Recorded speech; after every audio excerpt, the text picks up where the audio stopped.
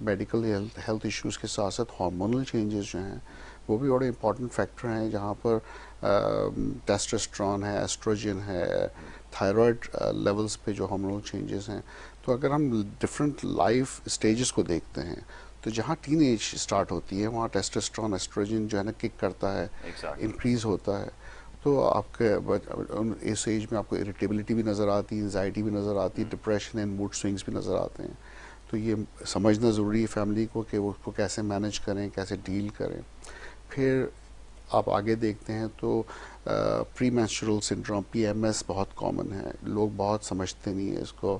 Menses سے پہلے جو ہے وہ اس کے بعد جو موڈ سوئنگس آتے ہیں، جو اینگر اریٹیبلٹی کے ایشوز آتے ہیں، جب یہ بہت بڑھ جائیں اور ضرورت سے زیادہ ہو تو نفسیات میں سائیکیٹری میں اس کا علاج ہے. کچھ میڈیکیشن ایسی ہیں جو اس کو مینیج کر سکتی ہیں، کاؤنسلنگ اس کو مینیج کر سکتی ہے.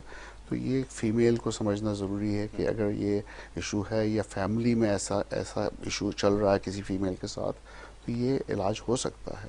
اور باہر کی کنٹریز میں اس کو سیریس لیا جاتا ہے، سائیکیٹرسٹ کے پاس لایا جاتا ہے اور پراپر مینجمنٹ کرائی جاتی ہے.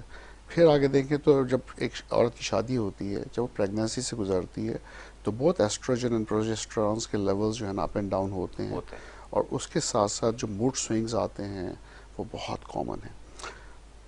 پھر پریگننسی کے ساتھ جو ایشوز ہیں جو کہ بہت کم لوگ سمجھتے ہیں، یہ بات 80 سے 90% فیمیلز جو پریگننسی سے گزرتی ہیں وہ جسٹ فرسٹ 7 to 10 days لے لیں پوسٹ ڈیلیوری نفسیات کے ایشوز ہوتے ہیں. اس میں ڈپریشن بہت کامن ہوتا ہے، انزائٹی بہت کامن ہوتی ہے، انسومنیا یا سلیپ کے پرابلمس بہت کامن ہوتے ہیں. تو یہ بھی انڈرسٹینڈ کرنا ضروری ہے. پھر ایکچولی دیکھیں تو مینوپاز کے time when you are entering into 40s and mid 40s یا 50s کے قریب، تو جب وہ پیریڈ آتا ہے جب لیولز آف ہارمونز نیچے کی طرف جانا شروع ہوتے ہیں، اگین ڈپریشن کین ککنگ، ایجیٹیشن ہو سکتی ہے، غصہ چڑچڑاپن بڑھ سکتا ہے. اور یہ چیزیں چیک ہو سکتی ہے ہارمونل چینجز کے ساتھ. بلڈ میں چیک کیا جا سکتا ہے کہ ہارمون کا لیول کیا ہے، اس کے سپلیمنٹس دیے جا سکتے ہیں، موڈ کو بہتر بنایا جا سکتا ہے. دین تھائرائڈ جس کی میں پہلے بات کر رہا تھا، اگر ہائپو میں ہو یا ہائپر میں ہو، دونوں صورتوں میں جو ہے نا موڈ چینجز آتے ہیں. تو ایزی ہے، ایک بلڈ ٹیسٹ ہے، دیکھنا پڑتا ہے کہ T3 T4 کے لیول کیسے ہیں، تھائرائڈ لیولز کیسے ہیں، کم ہیں زیادہ ہیں، اور اس کو بھی مینیج کرنا اتنا مشکل نہیں ہے.